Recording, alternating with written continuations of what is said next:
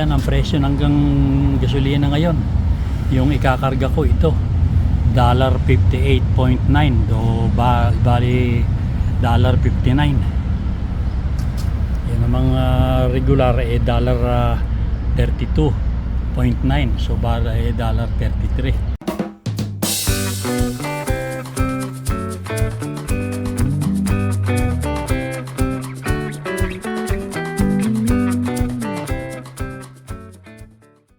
Hello mga kasenyor, kumusta na?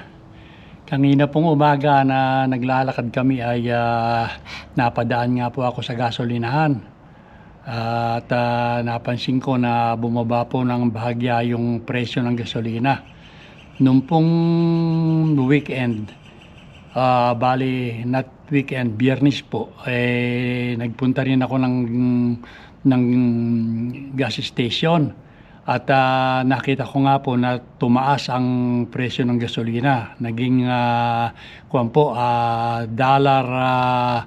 $39.9, bali $40 na po ang halaga ng 1 litro ng regular na gasoline. So hindi po ako nagkarga at nga ang sabi po sa balita ay ang pinakamababang bentahan ng gasolina dito sa Calgary ay araw ng Lunes or Martes. Yun po ang pinakamababang bentahan ng presyo ng gasolina. Ang gasolina ko pong ginagamit ay premium. So yun po bali ay mataas ng halos 15 centimos, 15 cents per liter. Ganun po ang halaga ng premium sa kataasang presyo ng premium sa regular gasoline. So ngayon po ay pupunta ako sa gasolinahan at magkakarga na ako bago pa tumaas uli. Dahil ngayon po ay Martes, palagay ko hindi na po bababa pa sa $34.9. Bali $35 po yun. Bumaba naman po ng kaunti. So tara po at samahan ninyo akong magpakarga ng gasolina bago tumaas uli. So ayan mga kasenyor, at iwawarm up ko lang yung aking sasakyan.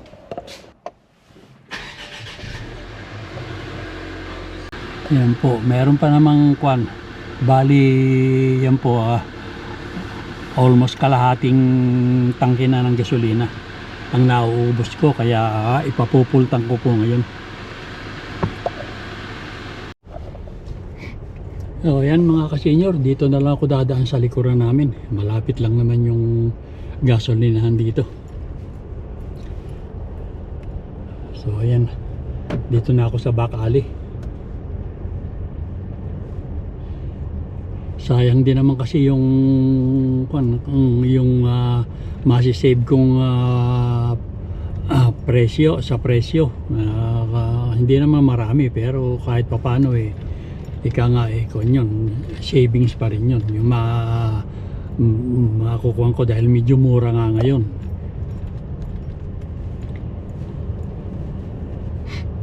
So ayan, gano'n na rin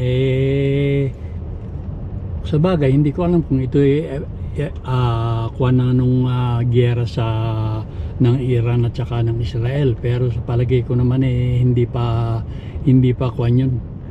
Kumbaga hindi pa yung presyo na ito hindi pa apektado yung giyera na yun. Nagtataka nga lang ako, nanonood ako ng kung sa Pilipinas bakit nagtataas na agad sila ng presyo, ala pa naman sinasabing tungkol sa langis, sa pagtataas ng presyo ng langis. Ayan.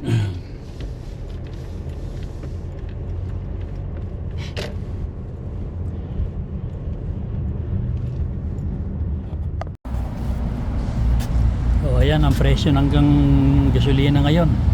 Yung ikakarga ko ito, $58.9 do bali $59. Yan ang mga regular $32.9, so bali $33. So magbabayad muna ako sa loob mga kasenyor.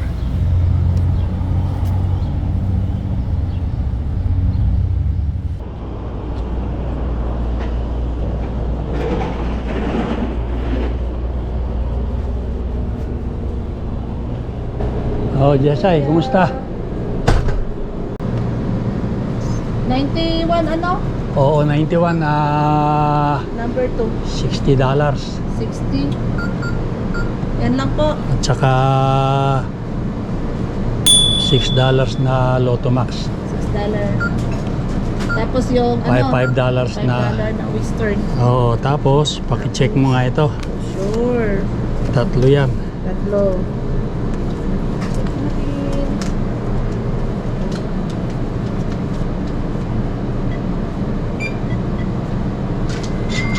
With extra. Oo.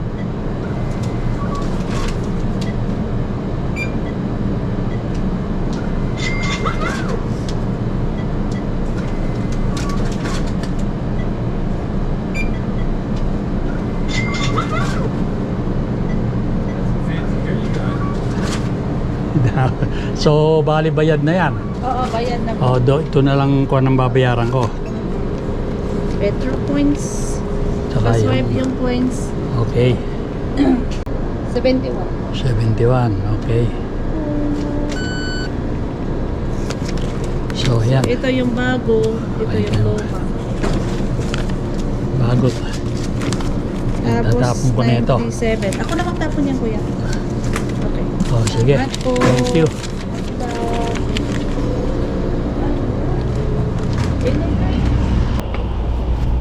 Yan, nakabawas naman ng kaunti.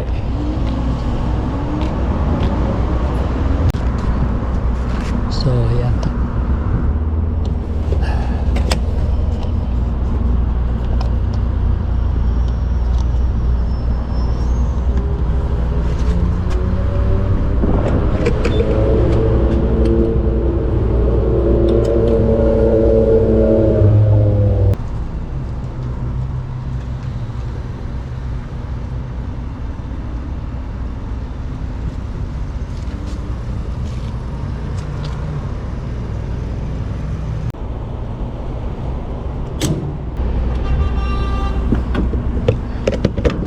So, bali 40, 66 dollars lang ang naikarga ko.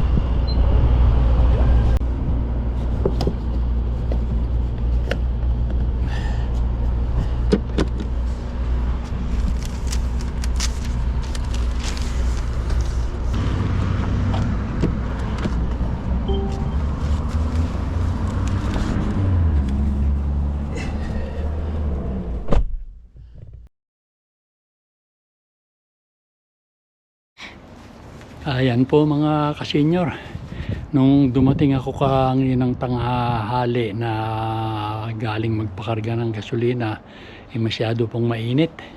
Kaya ako dumiretso dito sa loob ng bahay at tuloy kumain ng tanghalian. So ngayon lang po uli ako lumabas sa mga bandang alas 4 na siguro niyan. At medyo malamig na po. Gaya nga po nung nasabi ko, ipapakita ko sa inyo yung update ko din tong aking mga tanim pagkatapos po nung 2 araw na pag-ulan. Papakita ko na sa inyo kung gaano na sila kalalaki. So unahin po natin itong sibuyas mga kasenyor. Ayan na sila. Ayan ganyan sila kataas mula sa kuwan. Ayan.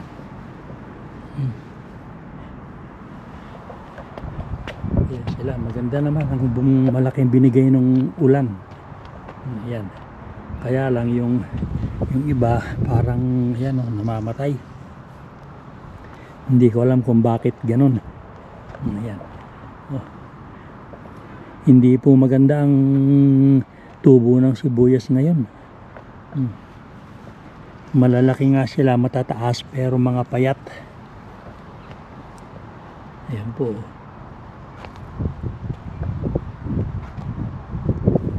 Ayan sila pero hindi pa naman sila umpisang magkaroon ng laman.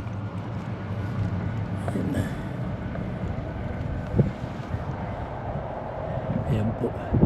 Tapos ito namang aking mga bawang, ayan din ang itsura tingnan nyo, kapapayat yung iba nga, ayan, nabubal na ito, may mga laman na yan pero napakaliliit Tingnan nyo, ayan. Oh. Tingnan nyo, ayan.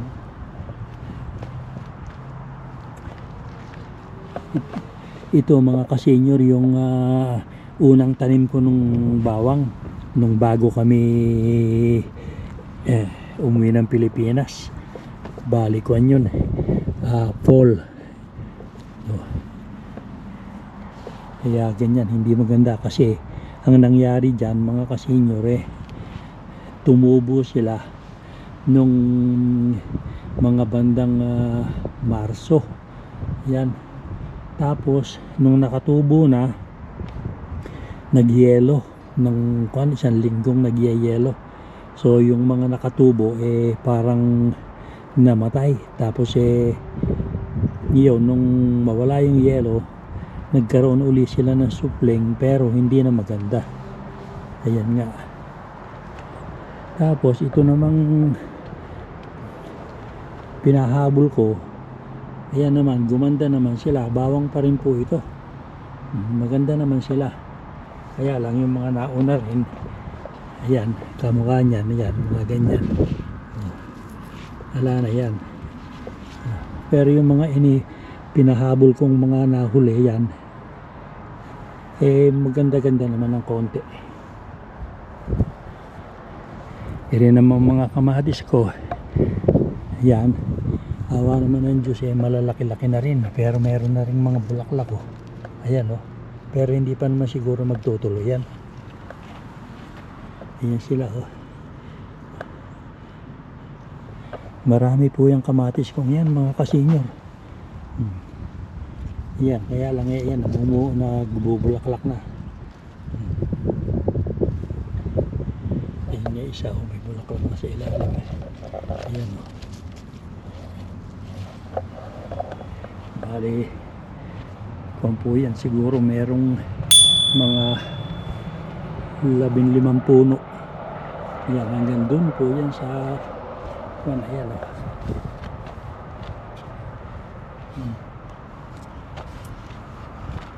ito yung maliit. Ayan yung maliit,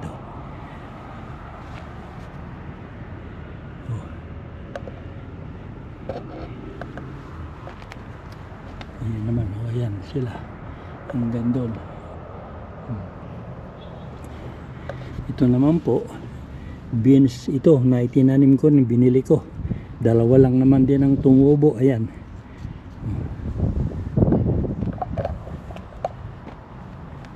Tapos ito naman po patani. Ewan ko kung ito aabot pa. Bali 3 puno yan mga ka-senior. Ayan. Tapos bumili ako ng 2 sili. Itong isa na ito mukhang hindi nalalaki. Ayan, ganyan yan mga ka-senior. Yung maanghang yan.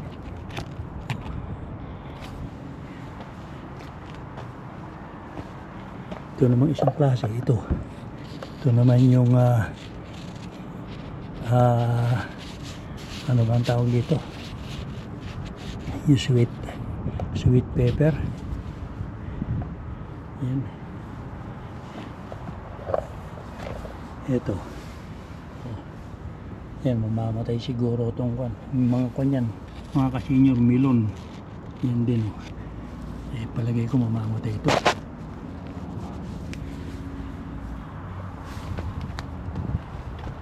Pati itong zucchini ko hindi rin maganda. Kaliliit. Lumawi tayo mga ka-senior sa kabilaan naman ng garden. So ayan, unahin natin itong huling tanim ko ng chicharo. Ayan.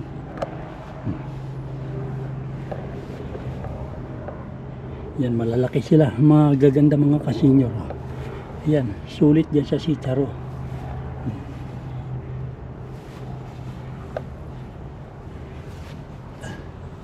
Ito yung una kong tinanim.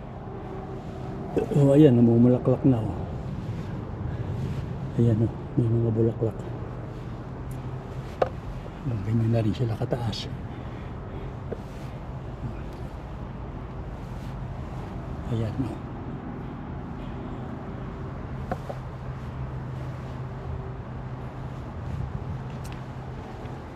At papasok ako sa loob, mga ka-senior. So ayan sila, oh. Ayan. Oh. Yan, malapit nang magbunga yan, namumulaklak na eh. Ito naman po yung huli kong tanim. Ayan. Ay, malalaki na rin, oh. Tapos ito naman pong sibuyas ko. Ayan din, itong natira kong sibuyas na natirang maliliit, pero itinanim ko pa rin. Ayan, naka-isang plat naman akong maliit. Ayan, oh. Ayan. Itong broccoli, nung nag-uulan, ito, tinusukan ko, mga ka-senior, at nabubuwal. Ayan na, meron na silang buko. Ayan, oh. Nakikita nyo, ayan. Lahat na yan, mga ka-senior, meron ng mga buko. Nag-uumpisa ng magkuhan. Ayan, oh.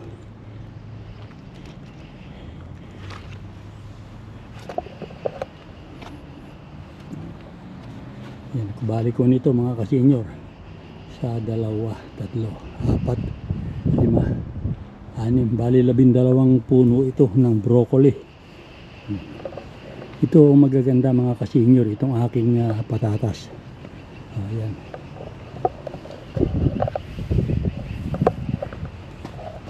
Ayan sila. Itong patatas magaganda ang bulas. Wala pa ring laman yan, magpapalaki pa lang.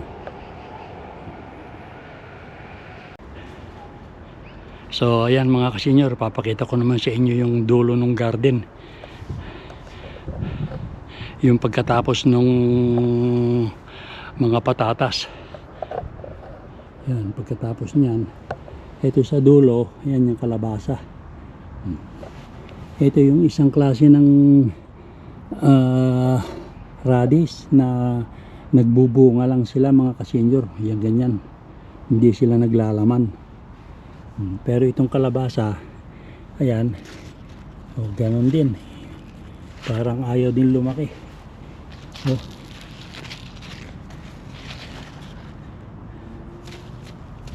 Yan, bali 4 na puno at 3 puno yan, mga ka-senior. Oh. Ayan. Ewan ko kung ito yung magtutuloy. Ayan. At ito pa yung isang zucchini, ganun din. Hindi yata ito ang klase ng malalaking zucchini, mga ka-senior. Oh, ayan, may bunga, oh. Ayan, oh. Ayan. Ewan ko kung magulang na yan. Tapos itong plat na ito, na sinabugan ko ng mustasa, mga ka-senior. Ayan ang nangyari, oh. Ayan. Oh. Dito naman sila napunta sa gilid. Dahil nga yung pagkakaulan, tsaka yung pagkakadilig ko siguro, naanod yung mga buto. Diyan sila sa gilid napunta, oh. Nandyan sila sa gilid napunta. Ito, kalahati, mga ka-senior, pechay. Ayan, oh.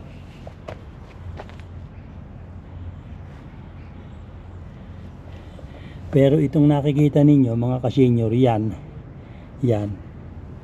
mga yan, kuwan yan, radish. Bumili ako ng buto ng radish, sinubukan kong tamnan itong mga naanura ng punla. Ayan, oh. Meron naman tumubong mangilan-ngilan.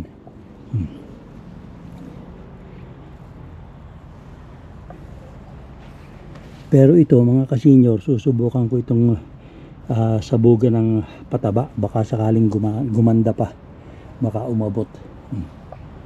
Or didiligin ko siguro ng kwan, sulfate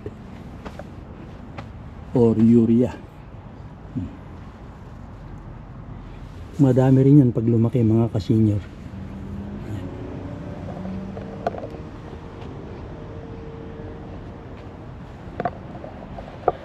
So ayan mga kasenyor, naipakita ko na sa inyo yung update nung aking mga tanim pagkatapos nung 2 araw na maghapong ulan na nangyari nung weekend. So maraming salamat mga kasenyor sa pagsama ninyo uli sa akin dito sa aking garden sa pagbibigay ko ng update sa inyo. At hanggang sa susunod na video na lang po ulit tayo magsama-sama mga kasenyor. Okay po, bye-bye na po.